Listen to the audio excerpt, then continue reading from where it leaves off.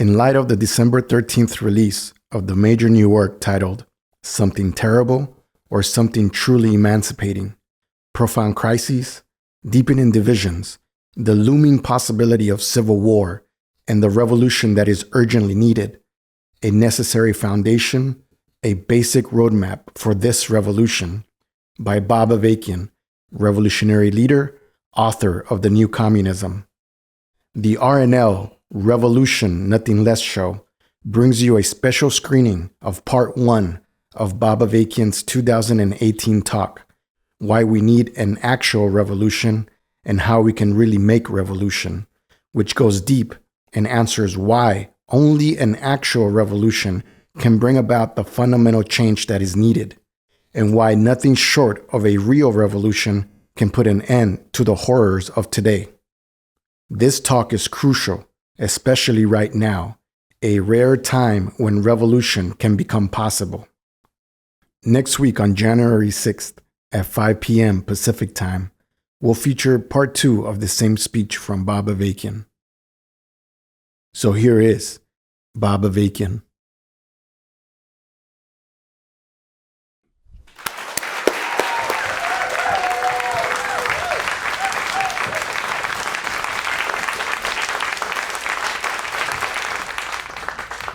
Why we need an actual revolution and how we can really make revolution.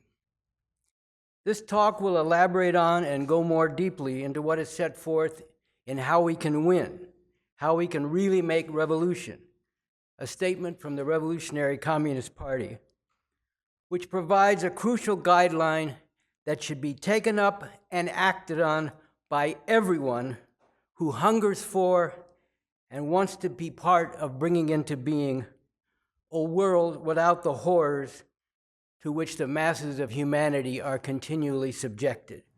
In line with that, in speaking here about what we need to be doing, I am not just talking about those of us who are already involved, but all those who need to become part of this revolution.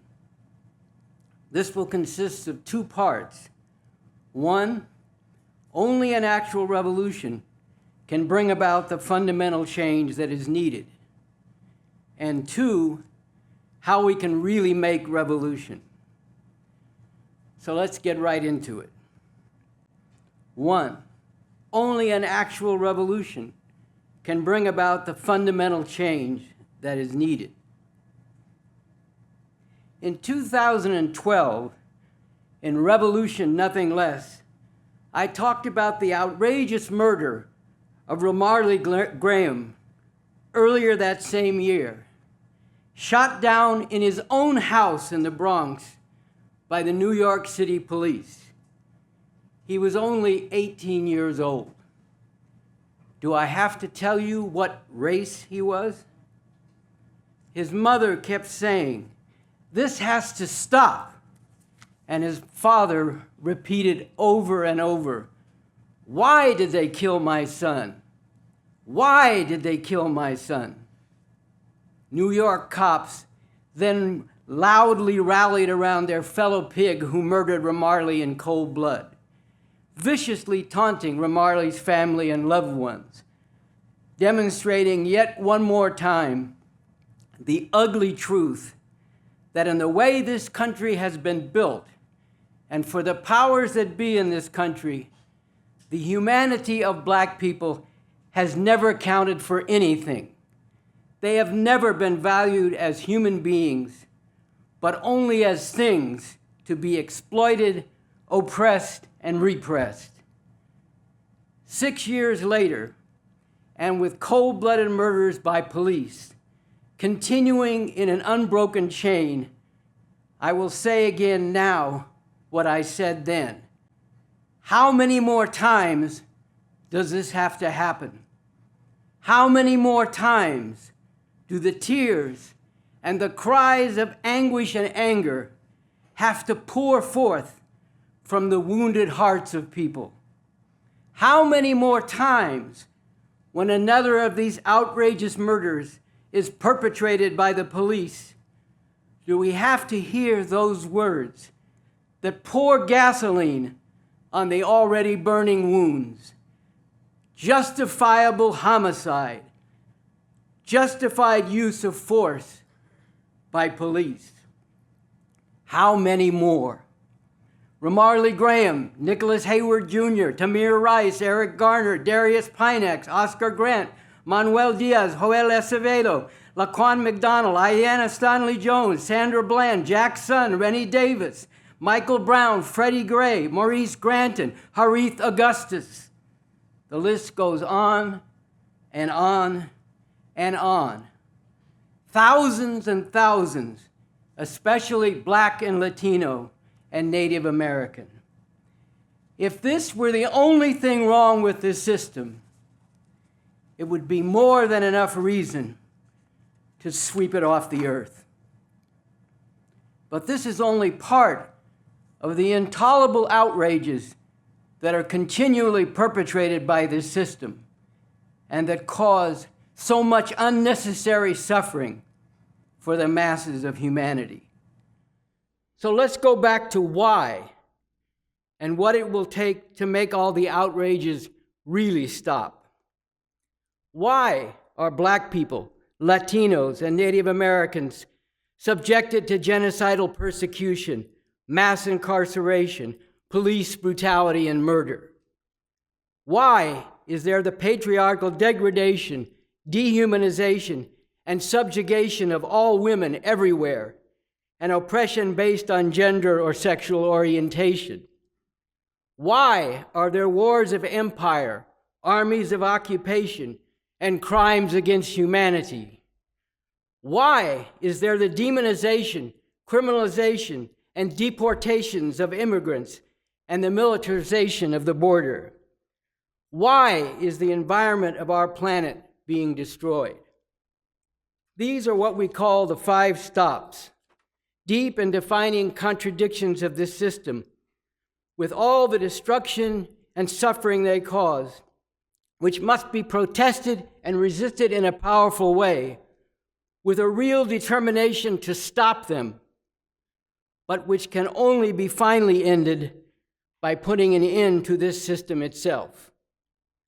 Why, along with all this, do we live in a world where large parts of humanity live in stark poverty, with 2.3 billion people lacking even rudimentary toilets or latrines, and huge numbers suffering from preventable diseases, with millions of children dying every year from these diseases and from starvation, while 150 million children in the world are forced to engage in ruthlessly exploited child labor, and the whole world economy rests on a vast network of sweatshops, employing large numbers of women who are regularly subjected to sexual harassment and assault.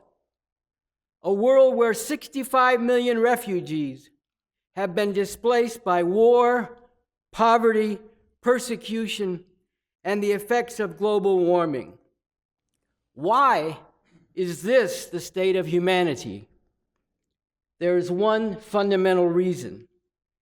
The basic nature of the system of capitalism, imperialism that we live under, and the way, because of its very nature, it continually perpetrates and perpetuates horror after horror. And in fundamental terms, we have 2 choices. Either live with all this and condemn future generations to the same, or worse, if they have a future at all, or make revolution. But what is the scientific basis for saying that this system is the source of all this? That it is built into this system, and therefore it is impossible to do away with these outrages through reforming this system, and instead it must be overthrown. Let's go back to those 5 stops. The oppression of Black people and other people of color. This system in this country was founded in genocide and slavery. From the beginning, African Americans and Native Americans were treated as pariahs, a caste of people less than human and not deserving of the same rights and opportunities as the European settlers of the territory. White supremacy was poured into the foundation and into every institution of the country. The uniting of the United States was accomplished through the compromise written into the founding Constitution that institutionalized slavery. And for generations, slave labor produced a great part of the wealth of this country. As I said in Basics 1:1, there would be no United States as we now know it today without slavery. That is a simple and basic truth. And then, when it was no longer possible to contain the conflicts that had been somewhat held in check by the founding compromise, the Civil War erupted between the southern slave states and the northern states, which increasingly were based on the exploitation of wage labor by capitalists. But shortly after the end of this Civil War, another compromise was engineered, which was a continuation of the original compromise under the new conditions. The country was put back together on the basis of reaffirming and reinforcing white supremacy, with the masses of black people still overwhelmingly in the South, subjugated and terrorized into second-class citizen status, exploited in conditions of near slavery and sometimes still literal slavery by white plantation and other property owners. And the land and way of life of the native peoples was further stolen through armed conquest and decimated by slaughter, confinement in reservations, and cultural genocide, which has resulted in the poverty, oppression, and repression that continues to be inflicted on Native Americans to this day. Under slavery, it was the armed patrols and militias, organized by the slave owners, that hunted down slaves who rebelled or just tried to escape, and terrorized the masses of black people as a whole. After slavery, with Jim Crow segregation, it was the Ku Klux Klan, together with local sheriffs, who largely played this role. Today, in the conditions in which masses of black people in the ghettos of the inner cities find themselves, the role that was played in the past by the slave patrols and then the Ku Klux Klan and local sheriffs is now carried out by heavily armed urban police forces. This is a big part of the overall role of the police, which, as I said in Basics 124, is not to serve and protect the people. It is to serve and protect the system that rules over the people, to enforce the relations of exploitation and oppression, the conditions of poverty, misery, and degradation into which the system has cast people and is determined to keep people in. The law and order the police are about, with all their brutality and murder, is the law and order that enforces all this oppression and madness.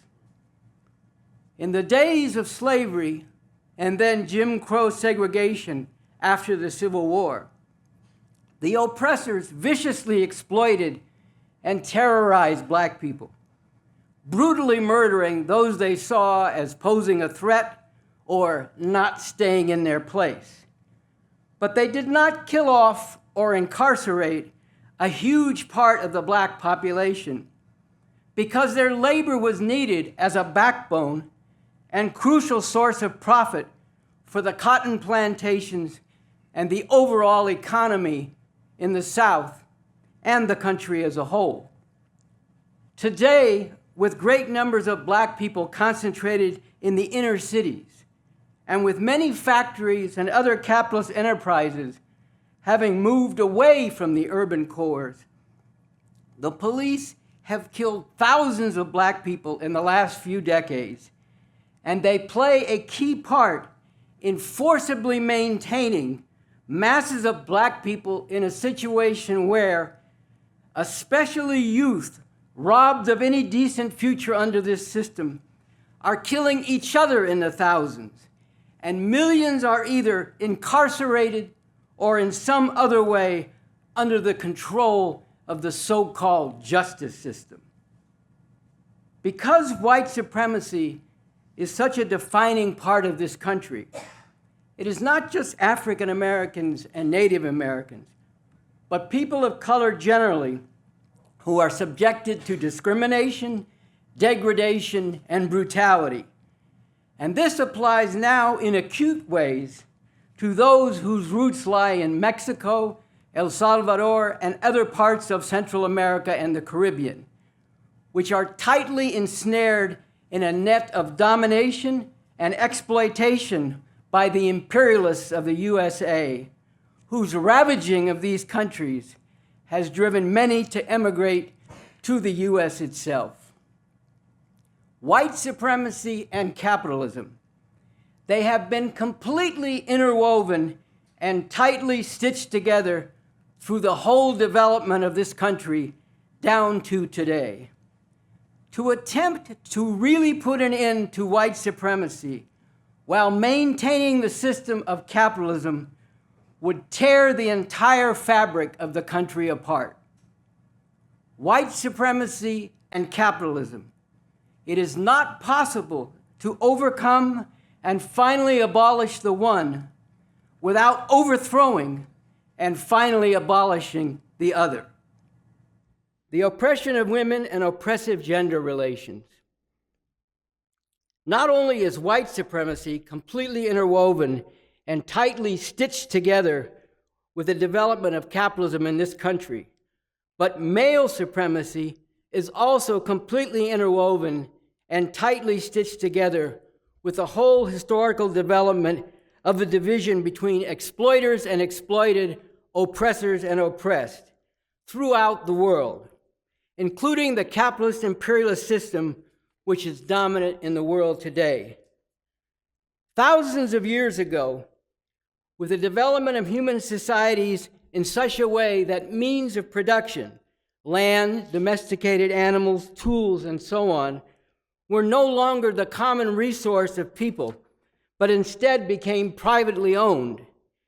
And with the division of labor resulting in women being responsible for child rearing and men dominating ownership of these means of production and wanting to pass this along to their male heirs and not someone else's, this led to the dominance of the patriarchal family, with the man having power over his wife or wives and children, and women in society overall being subordinate to men, with all the brutality and terror, both mental and physical, that has been used to enforce this, and the whole ideology and culture of male supremacy and misogyny regarding women as lesser, despised beings whose essential purpose is to serve men, that has rationalized and reinforced this inequality and oppression.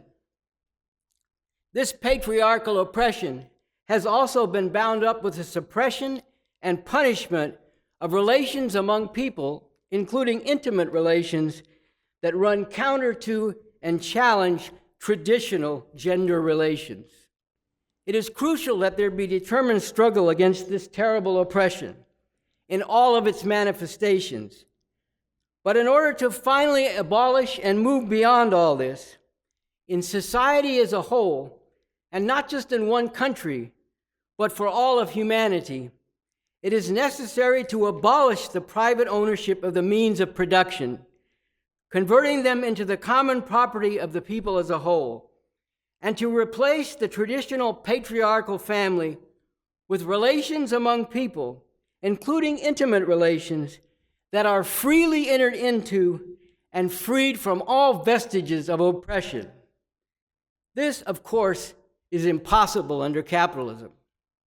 Only through the revolution to overthrow this system and uproot all relations of exploitation and oppression that are embodied in this system, will it be possible to finally end the fundamental division in which half of humanity is subordinated to and dominated by the other half, and all the brutality and agony bound up with that. This is why, in the new socialist society that will be brought into being with the overthrow of capitalism, the goal, as set forth in the Constitution for the new socialist republic in North America, must be to overcome all tradition's chains embodied in traditional gender roles and divisions, and all the oppressive relations bound up with this in every sphere of society, and to enable women, as fully as men, to take part in and contribute to every aspect of the struggle to transform society and the world in order to uproot and abolish all relations of oppression and exploitation and emancipate humanity as a whole. Wars of empire, armies of occupation, and crimes against humanity. Raiding and other forms of violent conflict between different peoples can be found going back to early societies long ago. But the emergence of class-divided societies and civilizations based on conquest, slavery, and other forms of exploitation and oppression has for millennia led to wars that have caused death and destruction on a massive scale. This has been especially so once the production and exchange of commodities, things produced for exchange rather than for direct use by those who produce them, developed on a large scale, and means of transport were developed that enabled commodities to be exchanged and markets for exchange to be actively sought over a large and increasingly expanding territory. Wars were then fought to conquer markets and trade routes, as well as sources of raw materials, and to enslave and exploit conquered peoples. With the development of capitalism over the past several centuries, commodity production and exchange has been greatly extended to become the generalized way in which production and exchange has been carried out. If you think about it, all the things that you use, or almost all of them, you do not make them yourself. You exchange something, namely money, to buy them from some other source. And this is what people all over the world are now doing. This is what capitalism has generalized. And capitalism has more and more tightly bound things together under its domination into an overall world system. But this system of capitalist imperialism is marked by profound divisions between different classes and groups of people within each country, between a small number of capitalist imperialist countries and the countries under the domination of these imperialists, particularly in the third world, that is Latin America, Africa, the Middle East, and Asia, and divisions between imperialist countries themselves, whose rivalry has revolved to a significant degree around their contention for control of colonies and people to exploit in the third world. And when, for a time in the last century, there were socialist countries, first in the Soviet Union and then also in China, there was a conflict between the imperialist powers and those socialist countries, which the imperialists worked to isolate, suffocate, and destroy. All this led to 2 world wars in the last century, in which tens of millions of people were killed, including huge numbers of civilians. Since the end of World War II in 1945, the divisions that marked the world within the overall framework of domination by the capitalist imperialist system have led to continual wars. Wars where imperialist powers have unleashed massive violence against people fighting for liberation from imperialism in countries of the third world, such as the war in Vietnam, where the U.S. slaughtered several million Vietnamese and poisoned much of the soil of that country with chemical weapons. War crimes and crimes against humanity that the U.S. imperialists have continued in all parts of the world, including today, for example, in the Middle Eastern country of Yemen, where because of bombing and other actions by Saudi Arabia and the United Arab Emirates, backed, armed, and aided by the U.S., 1 million people, including large numbers of children, are suffering and many are dying from the terrible disease cholera. And 8 million people, more than a fourth of the population, are facing starvation. And there are wars between different oppressive forces, including wars where imperialist powers fight each other not directly, but through proxies, such as the war which has devastated Syria over the past several years, where the U.S. and Russia have backed, armed, and aided different factions. While another world war, which especially with the arsenals of nuclear weapons in the hands of the U.S. and Russia, China, and some other countries, could lead to destruction and death on a massive scale, and could even bring about the extinction of the human race. While this has so far been avoided, so long as the capitalist imperialist system continues to dominate the world, and the profound divisions this embodies and enforces continue to exist, the danger remains of a far more devastating war than anything previously endured by humanity. Only through the overthrow of this system, including in its greatest centers of power in the imperialist countries themselves, an overthrow carried out also with the aim of preventing these imperialists from launching an all-out war of annihilation.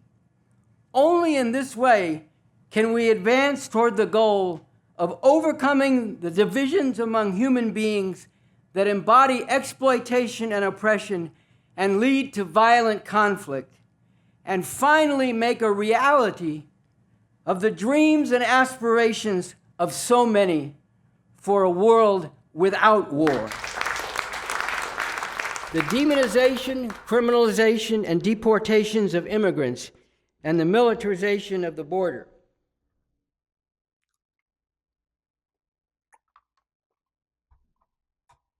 The borders of this country were first established through war and repeatedly expanded through armed conquest of land, especially in wars against the native peoples and a war against Mexico in the middle of the 19th century. This war resulted in over half the territory of Mexico coming under the control of the U.S., and it was fought on the U.S. side for the purpose of expanding slavery, as well as greatly enlarging its territory. Since the end of the 19th century, the U.S. empire has been expanded not only by seizing countries such as the Philippines, Cuba, Puerto Rico, and Guam as colonies or near colonies, but also through invasions and other means, installing rulers dependent on and obedient to the U.S. Today, the U.S. has military forces and intelligence operatives stationed in over 100 countries around the world, and it provides military backing and other aid to governments, including brutally oppressive regimes, that it maintains as part of the U.S. empire. And relying on its military, as well as its economic power as coercion, U.S. imperialism not only continues to politically dominate, but to economically exploit and plunder countries throughout the Third World. Again, the countries of Latin America, and in particular Mexico, El Salvador, and other parts of Central America and the Caribbean, which the imperialists of the U.S. arrogantly regard as their backyard, have been the special targets of all this. Not only has the U.S. repeatedly carried out military invasions and coups there, and backed murderous dictatorships with their bloodthirsty death squads terrorizing the people, but it has imposed economic agreements that have further bled these countries and intensified the misery of the masses of people there. For example, contrary to the lies spouted by Donald Trump, NAFTA, the North American Free Trade Agreement, engineered under Bill Clinton's presidency, has not resulted in the U.S. getting screwed, but has actually resulted in the ruin of large numbers of farmers in Mexico and increased the number of desperately poor people there, which has been a major factor in driving many people from Mexico to the United States. Trump only wants to make all this even worse. For all these reasons, along with other factors such as global warming and the accompanying crisis of water shortage in many countries, there are tens of millions of refugees in the world today, driven from their home countries and seeking asylum or simply a means to survive in the US and in capitalist countries in Europe. And given all this, it is the height of hypocrisy and of cruelty for the US government, and in particular the Trump-Pence regime, to talk about the right of countries to secure their borders and bray about building a wall to enforce this, let alone to denounce the masses of immigrants from a country like Mexico as rapists, drug dealers, and murderers, and to enact such barbaric measures as separating children, even very young children, from their parents if they are attempting to enter the U.S. without the required papers, and even if they are seeking asylum from persecution and violence. Here again, while determined and massive struggle needs to be waged against these inhuman actions by the U.S. and other oppressive governments, it should be clear that there can be no solution under the system of capitalism imperialism to the situation involving masses of immigrants and refugees. The only solution lies in the revolution to overthrow this system. A revolution aiming not just to abolish oppression, exploitation, poverty, and misery in one country, but having as its fundamental goal the abolition of all this throughout the world, and the elimination of all borders and boundaries that erect walls between the different parts of humanity. The destruction of the planet by capitalism imperialism.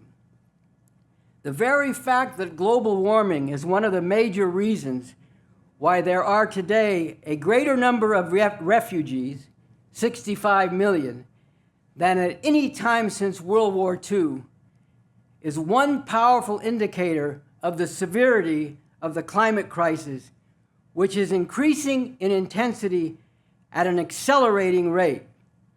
The scientific evidence is overwhelming.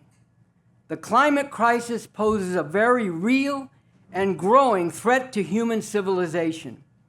And human activity, in particular the production and use of oil and other fossil fuels, is a major cause of this intensifying crisis. The accelerated melting of the ice sheets in Antarctica, the destruction of vast expanses of rainforests, the despoiling of other key parts of the earth, including the oceans, with the terrible consequences for plant and animal species, which are also vital for human existence. All this can only continue and even further accelerate with human society under the domination of the capitalist imperialist system. Despite conferences and agreements which claim to be addressing this crisis, but which are dominated by the countries that are the biggest contributors to this crisis, despite talk and even some steps to develop sources of energy as alternatives to fossil fuels, despite all this, the very nature of the capitalist imperialist system dictates that competing capitalists controlling billions of dollars of investments, and the governments of the major world powers in particular, are compelled to contend with each other for markets, cheap labor and raw materials, including fossil fuels, and for control of strategic parts of the world. This leads not only to economic and political conflicts, but repeatedly to wars, which themselves have a devastating effect on the environment. And it is worth noting that the U.S. military is the single largest institutional consumer of oil in the world.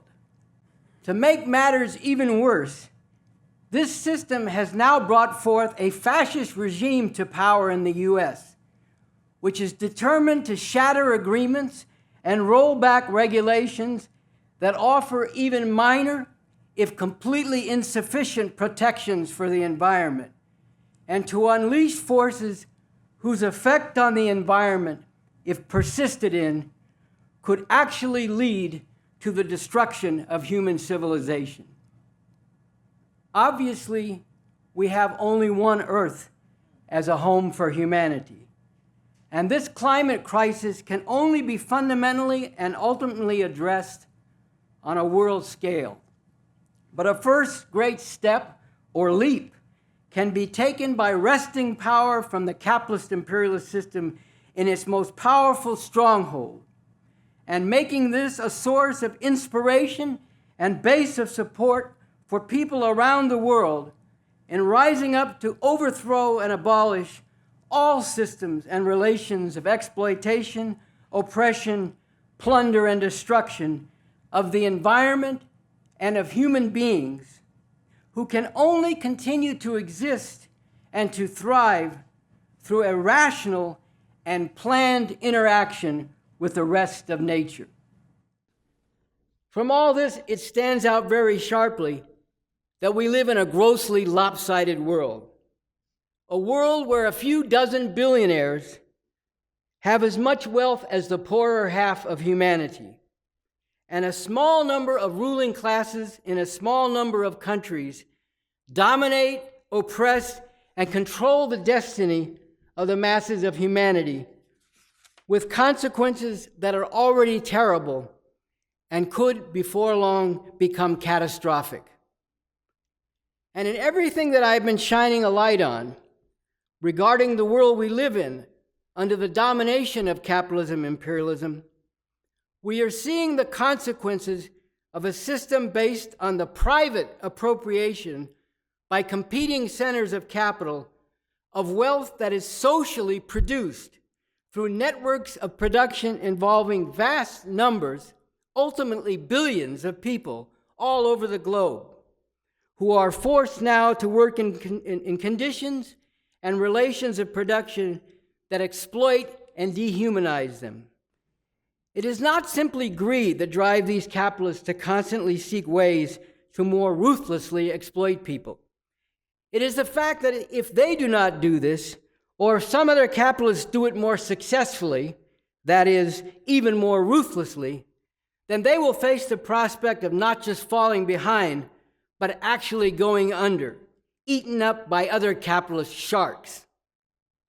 It is the private appropriation of socially produced wealth and the anarchy, the feverish competition and contention that results from this, which ultimately underlies and drives all the horrors that are concentrated in the 5 stops and the conditions to which the masses of humanity are continually subjected. The solution is to replace this system of private appropriation with a system where the socially produced wealth is also socially appropriated by a government actually representing the masses of people instead of a class of capitalist exploiters. And this wealth is then utilized on the basis of conscious planning in the interests and for the benefit of the people of society and ultimately the whole world. How this can be done is spelled out in the Constitution for the new Socialist Republic in North America. This is the fundamental difference between the society and world we have with the system of capitalism and imperialism that we are forced to live under and the world we could have. The bridge between these two worlds is revolution, a real revolution. let's be honest, this is a difficult road, but there is no other way to finally put an end to the horrors that are continually brought forth by this system. And as hard as this is, it is possible if we go about it the right way, with the right outlook and approach, the right goals and methods, the right strategy and plan. So this is what I'm going to dig into through the course of this talk. First, let's return to the crucial question of what revolution really means. At the very beginning of how we can win, this is made very clear. An actual revolution does not mean trying to make some changes within this system. It means overthrowing this system and bringing into being a radically different and far better system. Radical means getting to the root, digging up the old system by its roots and replacing it with a fundamentally different system.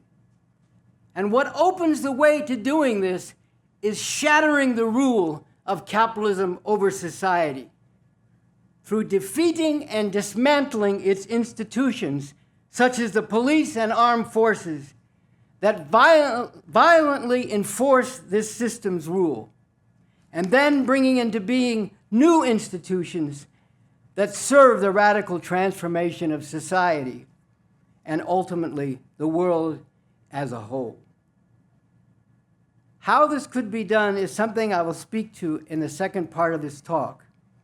Here I want to underline the point that this is completely different than just winning some reforms under this system.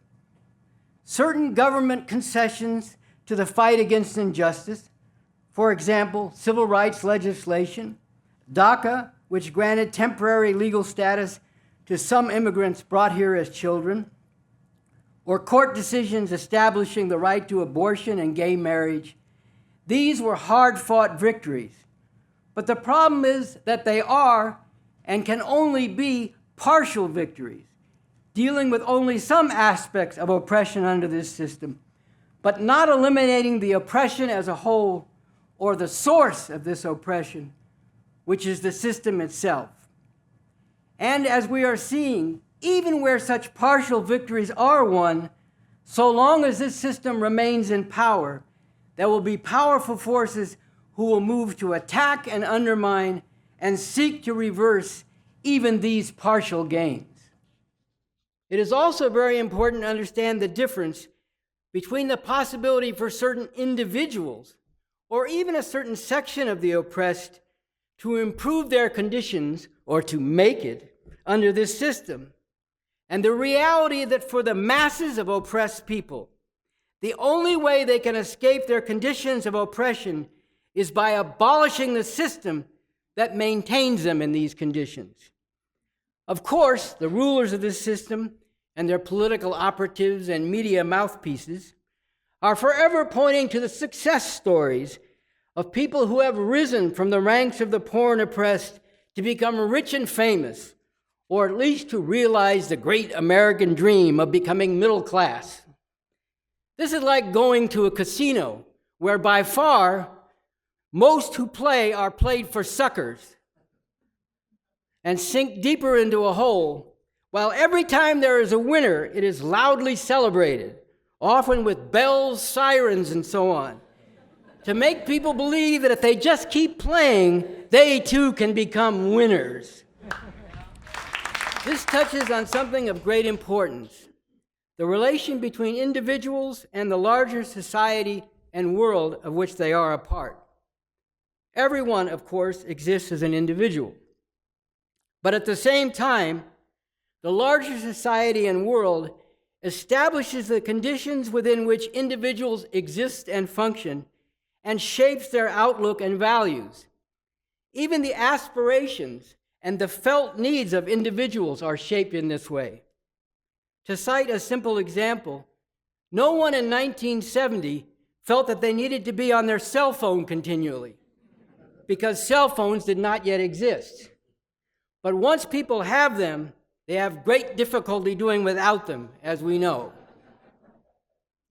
Here, a formulation by the founder of communism, Karl Marx, a formulation that has come to be known as the Four Alls, is very relevant. Marx wrote that the communist revolution requires and involves the abolition of all class distinctions among people, the abolition of all the production relations, the economic relations on which those class distinctions rest, the abolition of all the social relations that correspond to those production relations, and the revolutionizing of all the ideas that correspond to those social relations. Among other important insights that can be gained from what Marx is getting at here is the understanding that while, again, people exist as individuals, and their individuality is important and should be given due weight, overall it is the prevailing economic relations and the corresponding social relations and ideas that in a fundamental and overall sense shape individuals and individual aspirations. The divisions among people in a society like this, including the unequal and oppressive divisions between rich and poor, white and non-white, men and women, and so on, are real and objective. Democratic Party politicians keep saying things like, Trump is dividing us instead of uniting us. But these divisions are not caused by the divisiveness of someone like Trump. Trump makes use of these divisions in pursuit of his fascist agenda, but neither he nor anyone else has caused or could have caused these divisions. They are rooted in the very nature, functioning, and requirements of this system in the way all this has historically evolved. To eliminate these divisions, it is necessary to eliminate this system. From everything that has been said so far, it should be clear why the fundamental change that is needed cannot be brought about by voting. Of course, those who care about and are determined to do something about oppression and injustice are constantly bombarded with the notion that it is crucial to vote for the Democrats because at least they sometimes say they care about this. And this has become all the more intense and insistent with the rise to power of the Trump-Pence fascist regime and its backing by the politicians of the Republican Party, which has itself become a fascist party at its core. It is crucial to vote for the Democrats, they tell us, in order to do something to limit the harm Trump can do. The leaders of the Democratic Party refuse to say that Trump should be removed from office now, and they insist that even talking about that only plays into Trump's hands. But because of the way the electoral system has been set up from the beginning of this country, with the Electoral College instead of direct popular election of the presidents, and small states having as many senators as states with much larger populations, all of which, by the way, was part of the compromise with the slave states, and which represents today the continuing legacy of slavery.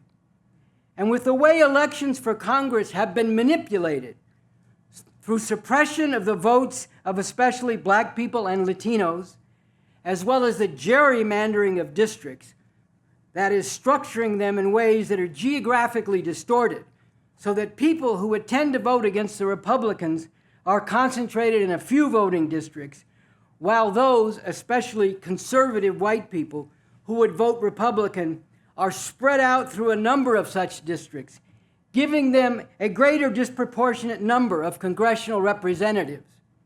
Because of all this, it is far from certain that in the upcoming midterm elections, the Democratic Party will be able to pull off its blue wave to regain a majority in Congress.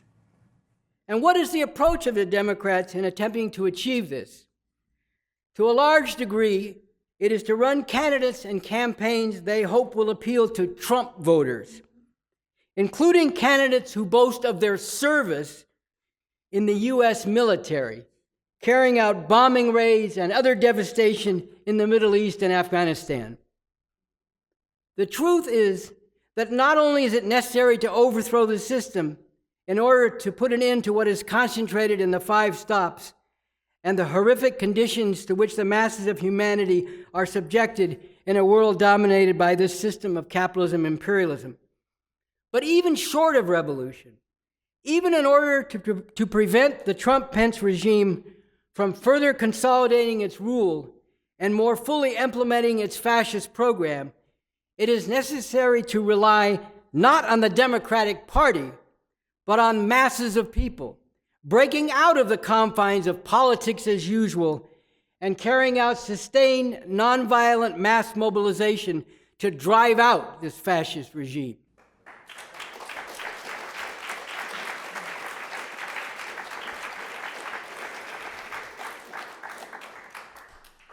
In fact, a major role of the Democratic Party is corralling and domesticating dissent. For example, at the time of the U.S. invasion of Iraq in 2003, when there was a massive outpouring of opposition to that war, the Democratic Party as such was not in a position to co-opt and derail this dissent because, with some exceptions, Democrats in Congress voted for this war. So they utilized the organization Move On as a kind of oppositional force whose main role was to lure people who were alienated by the war and by the Democratic Party's support for the war back into politics as usual, back into the framework and confines that had produced that war in the first place. More recently, the Democratic Party and those aligned with it have done the same thing with regard to the anger and disgust that literally tens of millions feel toward Trump. And in some ways, the Democrats have actually positioned themselves to the right of Trump, especially in their insistence that the basic problem with Trump is that he is undermining America's dominant position in the world, when in reality the America First actions of the Trump-Pence regime are aimed at increasing that domination in ways that represent a grave threat to humanity. In case there were a need for further evidence of what the Democratic Party is really about, here are 2 other striking examples. At the Democratic Party convention in 2016, former CIA head Leon Panetta and Marine General John Allen, a former commander of U.S. troops in Iraq and Afghanistan, were featured speakers. And when some people at the convention responded by chanting, "No more war," they were met by attempts of the convention officials to silence them, and then they were drowned out by the mainstream of the Democratic Party delegates bellowing, "USA! USA! USA!" And it's just as ugly as that.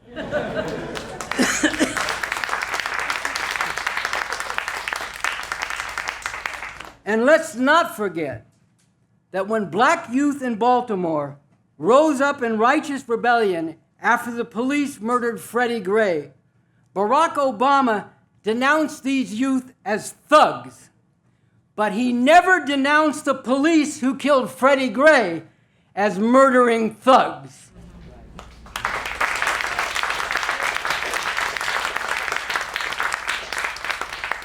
I could go on and on. There is more than a mountain of evidence that shows the actual nature and role of the Democratic Party as a major instrument of this monstrously oppressive system. But there is an even more basic problem. The truth is that the governing politicians, the owners and operatives of the multi-billion-dollar media of various kinds, and others who sit atop the major institutions of this society are the political and cultural representatives of this system. Just listen to them when they talk about the role of the U.S. empire in the world. It is our interests, our military, our allies, and on and on and on. And the deeper truth is that it would be impossible for them to be anything other than representatives and functionaries of this system. This is why even stubborn efforts by well-intentioned people to turn the Democratic Party into a positive force are bound to fail. Once again, we are back to the economic relations and the operation of the economic system, the social relations bound up with this, and how this determines the character of the political system and the dominant culture. If the political system operated in conflict with these underlying relations, the society could not function. For this fundamental reason, political parties which have a major role and influence in this society are and could only be ruling class parties, representatives of the ruling capitalist class, instruments of this system of ruthless oppression, administrators and enforcers of a worldwide empire of exploitation and plunder, responsible for massive destruction and devastation of countries and people, and posing a very real and growing threat to the very existence of humanity through environmental destruction or nuclear annihilation. Here is another very important truth they won't tell you. The police, the armed forces, the courts, and so on, all this represents the dictatorship of the capitalist imperialist system. We are always told that a dictatorship is a powerful leader pounding on a podium and issuing orders that everyone has to follow. But the essence of dictatorship is a monopoly of armed force and violence carried out by the official institutions and declared legitimate, which is exactly what this system claims.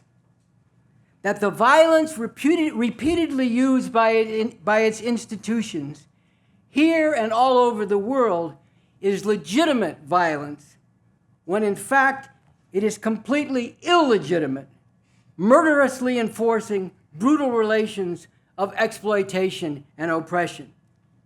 Through the media and in other ways, we are subjected to constant brainwashing about the military and the so-called intelligence community of this country. To bring out again the actual truth, along with the massive war crimes and crimes against humanity continually carried out by these enforcers of the U.S. empire, which have involved the slaughter of millions and millions of people in Korea, Vietnam, Indonesia, Guatemala, the Dominican Republic, Chile, Iraq, and on and on and on, a personal experience also captures the depraved nature of the U.S. military. In 1974, in returning from what was then a revolutionary, genuinely socialist China, during a stopover in Japan, I went to a bathroom in a Tokyo airport, and the walls were covered with declarations from U.S. soldiers saying things like, "Japanese pussy is good, but there is nothing anywhere near as good as South Korean pussy." This was not some kind of aberration. It typifies the mentality of the U.S. military. I recall reading that in the earlier invasion of Iraq in 1991, U.S. pilots watched pornography to get revved up to carry out their bombing raids. Still today, U.S. military installations around the world are surrounded by whorehouses where women are reduced to servicing U.S. soldiers. And the U.S. military has one of the highest institutional rates of sexual assault against women. It is an important truth that any military is a reflection of the system for which it is fighting. And this is certainly true of the military of U.S. imperialism. In recent times, we've been subjected to a barrage of bullshit, glorifying the Navy SEALs as some sort of especially heroic badasses. Well, there is nothing heroic about being part of the mechanized and digitized machinery of death, devastation, and degradation that is the U.S. military, or the missions they carry out to violently enforce the dictates of this system which this military serves. What is truly heroic and what will represent a great service to humanity is standing up against the system that this military enforces and its unending war crimes and crimes against humanity, and when the time comes, going up against and defeating the violent force that is used to maintain this system.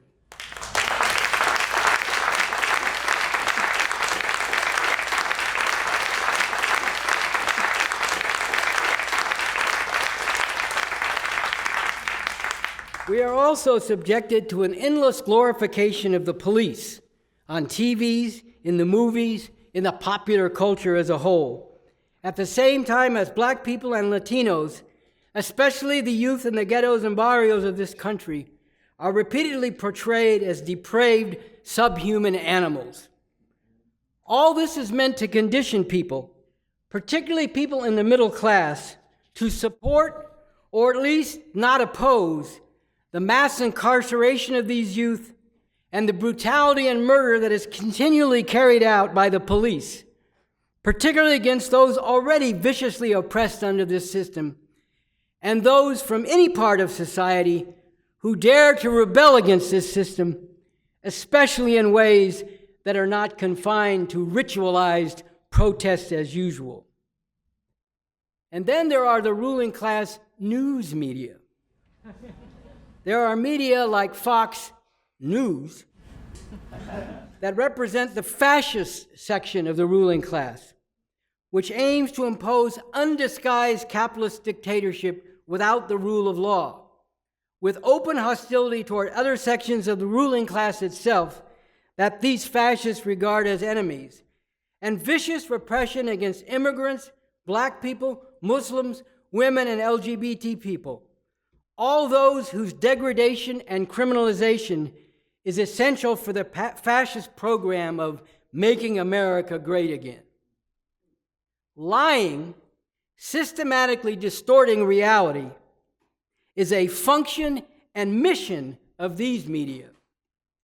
On the other hand, there is the New York Times, the Washington Post, CNN, MSNBC, and so on, which represent the mainstream section of the ruling class that advocates governing norms and democratic principles and procedures that embody and facilitate dictatorship, but at the same time disguise this dictatorship.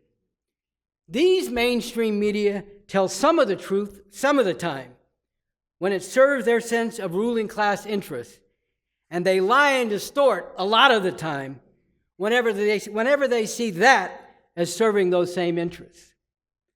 The differences and conflict between these different sections of the ruling class have been sharpened with the ascendancy of the fascist Trump-Pence regime. But even with these differences, they all represent the same system of capitalism imperialism, and specifically the U.S. empire of exploitation. As I wrote in The New Communism, these media are not vehicles for providing people information about important things in society and the world, and they are certainly not objective, if that means presenting reality as it actually is, nor are they a free press in the sense of not being beholden to and controlled by powerful interests. They are, in fact, the propaganda machinery of the capitalist imperialist ruling class. All these representatives of this system claim to speak in the name of the people and insist that what they are doing and how this system operates is in accordance with the will of the people. Yes, the will of the people, exactly as it has been shaped by this system, by the nature and dynamics of the economic relations and the social relations, and by the influence of the political system and the dominant culture which serve to reinforce those economic and social relations. So how can all this be changed in any fundamental way if so many people, including people who suffer so terribly under this system, are so brainwashed and caught up in so much bullshit? This is something I will get into more fully in the second part of this talk. But as a basic point of understanding and orientation, it is important to recognize that people can change in radically positive ways. And this has happened many times throughout history, including more recent history in this country, in a big way in the 1960s. But this can happen only by breaking out of the framework of this system, and only in a fundamental way by overthrowing this system and moving on to thoroughly transform society and ultimately the world as a whole. This year is the 50th anniversary of 1968. Even the representatives and advocates of this system cannot simply ignore the significance of that year and the very positive upheaval, rebellion, militant defiance, and radicalization that characterized it and that period overall. However, as can be seen, for example, in the CNN series 1968, they are once again trying to force all this into the framework of ruling class interests and ruling class politics, and in particular the presidential election of that year. And there are progressives who insist that the left made a terrible mistake in 1968 by not supporting the Democratic candidate for president, Hubert Humphrey, which they say allowed Richard Nixon to win the election and gave support and impetus to the right wing in its backlash against the progressive movements and gains of the 1960s. What is revealed in this critique is the utter inability or the refusal of such progressives to see and think beyond the confines of capitalist relations and capitalist rule, even in attempting to analyze the kind of situation that existed in 1968 when great numbers of people were precisely challenging and breaking out of those confines. By 1968 and for several years after, there were large numbers of people in this country, including millions of youth from the middle class, as well as masses of poor and oppressed people, who were motivated by a thoroughly justified hatred of this system and aspirations for a radically different and better world. And this reached deeply into the system's own armed forces. Even if the understanding of most was marked by revolutionary sentiment, which, while righteous, was lacking in any deep and consistent scientific basis. And the real failure of that time was that there was not yet a revolutionary vanguard with that scientific foundation and method, and the orientation, strategy, and program that could give organized expression to the mass revolutionary sentiment and lead a real attempt at actually making revolution. That is a challenge before us now. And now, particularly because the work that I have done and the leadership I have been providing over the decades since the 1960s, we do have the further development of the scientific method and approach to revolution with the new communism. We have the strategic approach and plan for making this revolution. We have the Constitution for the new socialist republic in North America, a sweeping vision and concrete blueprint for a radically new and emancipating society aiming for the emancipation of humanity as a whole. But let's be straight up. What we do not have yet are masses of people who are won to revolution and driven to work for it, especially youth who are always the driving force of any revolution. And although we have the foundation and scaffolding of revolutionary organization that could be built on and expanded into a vanguard force capable of actually leading the revolution all the way through, we do not yet have the necessary cadre of leadership on all levels and in all parts of the country who have not only the determination, but also the scientific grounding to lead the masses who must be brought forward in making revolution. While some of us who came forward during the 1960s have retained, indeed deepened, our revolutionary passion and the scientific grounding that sustains it, many others have given up on revolution. And although there are literally tens of millions in this country who hate the injustices and indignities that people suffer under this system, and who can be awakened to the possibility of a radically different and better world, as yet far too few have been brought forward into the ranks of the revolution and developed and trained as revolutionary leaders. This is what all those who cannot stand to live another day under this monstrosity of a system and are filled with passionate intensity to bring this system down and bring a radically different world into being, this is what we all need to be actively working toward. Building up the ranks of the revolution, first in the thousands, and then as things develop toward the decisive point, millions, as an organized force, and learning to become leaders of this revolution who can enable those millions to be in a position to fight all out with a real chance to win when the time comes. This is not a revolution for revenge. The goal is not for exploited and oppressed humanity to have a chance to become exploiters and oppressors themselves. It is a communist revolution whose goal is nothing less than putting an end to all relations of exploitation and oppression, and all the degradation and destruction bound up with this throughout the world. Next, after a short break, we will move on to the big question: how we can really make revolution.